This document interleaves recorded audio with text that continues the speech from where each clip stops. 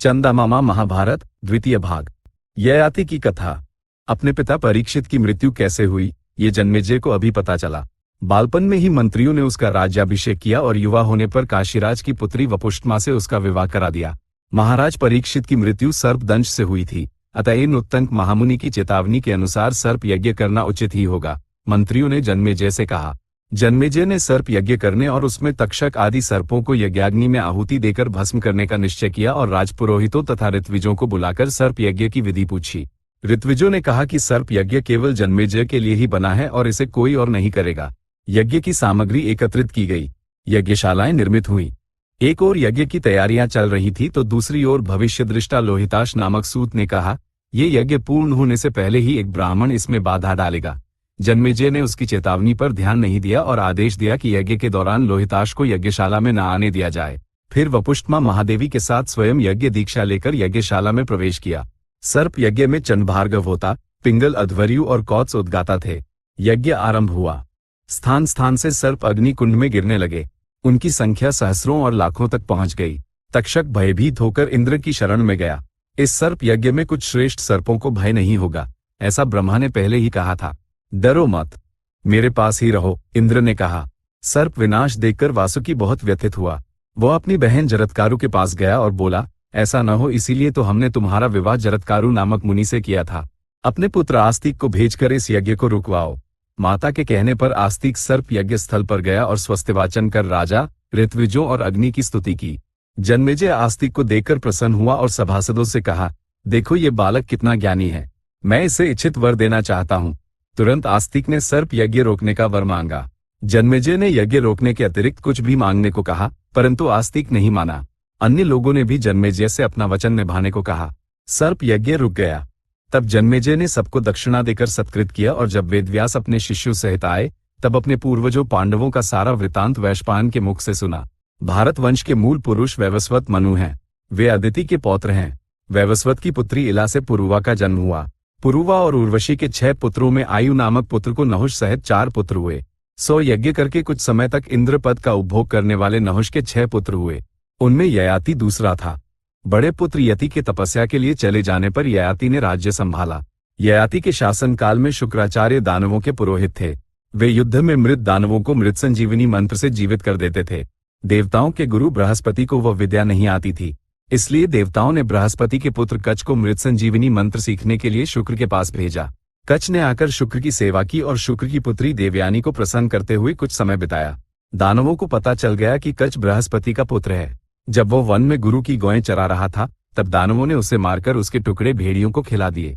ये बात पता चलते ही शुक्र ने अपनी मृत संजीवनी से कच्छ को पुनः जीवित कर दिया।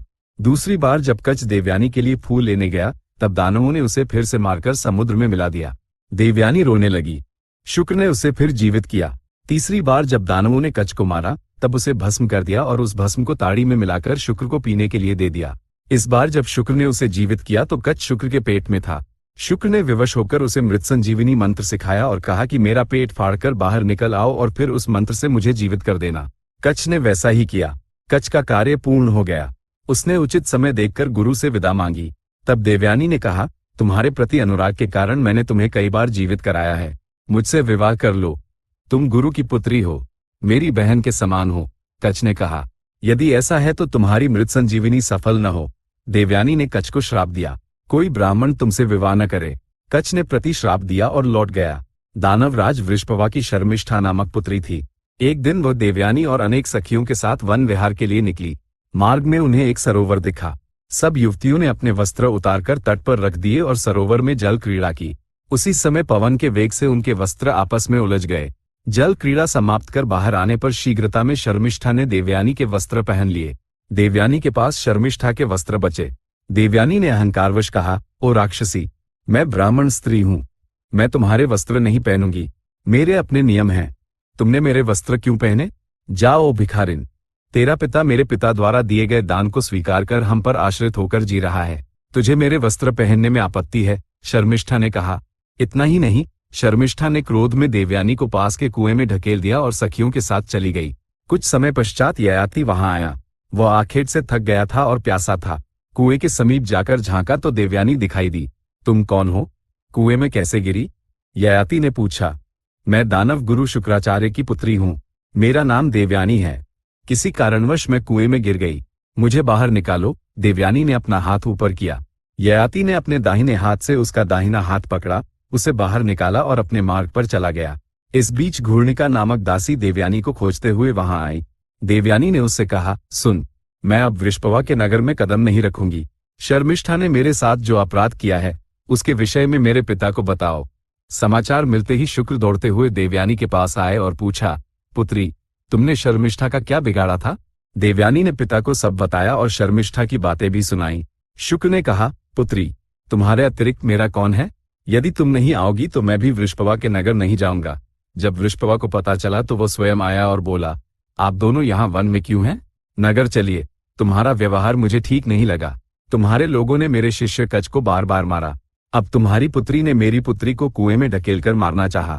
मुझे तुम्हारी सेवा नहीं चाहिए, शुक्र ने क्रोध में कहा। वृषभवा उनके चरणों में गिर पड़ा। शुक्र ने कहा कि देवयानी को मनाओ, उसकी इच्छा ही मेरी इच्छा है। देवयानी ने कहा कि यदि शर्मिष्ठा और उसकी दासियां मेरी दासी बनकर रहें तो ही मैं नगर आऊंगी। वृषभवा मान गया। शर्मिष्ठा देवयानी की दासी बनकर आई। उसने देवयानी की कटु बातें सहन की क्योंकि शुक्राचार्य के कारण दानव लोक का बहुत कल्याण हुआ था। एक दिन देवयानी शर्मिष्ठा और अन्य दासियों के साथ उसी स्थान पर गई। फिर ययाति आखेट करते हुए वहां आया। शर्मिष्ठा और देवयानी को देखकर उसने पूछा, तुम कौन हो? देवयानी ने उसका नाम और कुल जानकर कहा, पहले तुमने ही मुझे हाथ देकर कुएं से बाहर निकाला था ना? उस दिन हमारा पाणी ग्रहण हो गया था। तब से मैं तुम्हें अपना पति मानती हूँ। ययाति हिचकिचाया कि ब्राह्मण कन्या से विवाह कैसे करे, परंतु शुक्र ने उनके विवाह की अनुमति दे दी।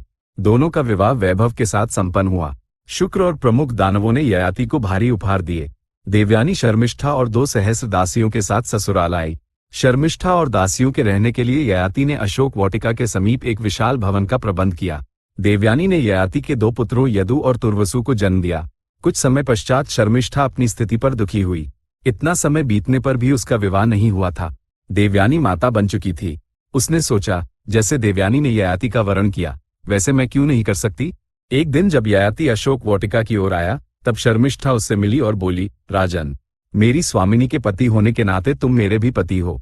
मुझे अपनी पत्नी के रूप में स्वीकार करो। इसमें कोई अधर्म नहीं है। ययाति शुक्र से डरा, परंतु उसकी प्रार्थना ठुकरा न सका। वो उसके साथ गुप्त रूप से रहने लगा और उसके द्वारा द्रुह्यु, अनु और पूरु नामक 3 पुत्र प्राप्त किए। जब देवयानी को शर्मिष्ठा के माता बनने का पता चला तो वो उसे देखने गई और पूछा, लोग कहते हैं कि तुम उत्तम चरित्र वाली और नीतिवान हो। बिना विवाह के तुम्हें ये पुत्र कैसे हुए?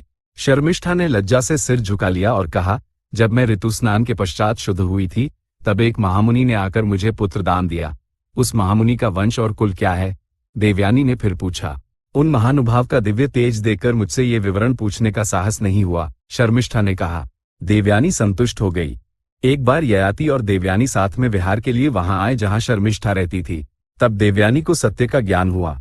शर्मिष्ठा के पुत्रों में ययाति की झलक थी। उसने उन बालकों से पूछा, तुम्हारे पिता कौन है? सच बताओ। बालकों ने ययाति की ओर संकेत किया। तुरंत देवयानी शर्मिष्ठा पर टूट पड़ी और बोली, ओ राक्षसी, तूने मेरे साथ ही द्रोह किया? शर्मिष्ठा विचलित नहीं हुई और बोली, मैंने कोई अधर्म नहीं किया। जैसे तुमने इस राजा का वरण किया वैसे ही मैंने भी किया। तुम मुझसे बड़ी हो और ब्राह्मण स्त्री हो, इसलिए मैं तुम्हारा सम्मान करती हूँ। परंतु ये राजर्षि हैं, इसीलिए मैंने तुमसे कहा था कि मैंने एक ऋषि से पुत्र प्राप्त किए हैं। देवयानी ने ययाति से कहा, तुमने मुझे छला है, मैं तुम्हारे पास नहीं रहूंगी। वो सीधे अपने पिता के पास गई और सब बता दिया। शुक्र ने ययाति को वृद्ध होने का श्राप दिया। चंदा मामा महाभारत द्वितीय भाग संपूर्ण। अधुना स्वस्ति।